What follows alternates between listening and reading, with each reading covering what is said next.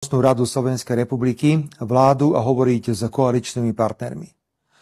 Hneď potom odcestujem do Paríža na bojovú poradu o Ukrajine, ktorú narýchlo v priebehu ostatných hodín zvolal francúzsky prezident a ktoré sa podľa všetkého zúčastnia všetky členské štáty Európskej únie, ako aj niektoré nečlenské štáty, ktoré sú však členmi NATO.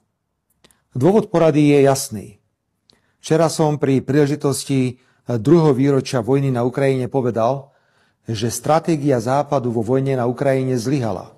A postavil som otázku, aká bude ďalšia reakcia Západu.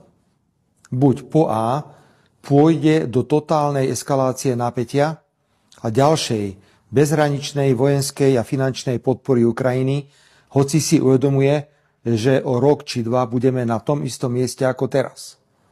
Alebo po B Západ predstaví zmysluplný mierový plán. Nebuďme naivní. Som presvedčený, že po A je správne. Z informácií o témach, o ktorých máme zajtra hovoriť, idem ráz po chrbte. Aj preto musím zajtra ráno hovoriť s bezpečnostnými, spravodajskými a politickými zložkami štátu.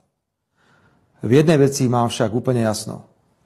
Aj keby ma mal môj postoj stáť funkciu predsedu vlády, urobím všetko, aby som zabránil priamej účasti slovenských vojakov vo vojne na Ukrajine.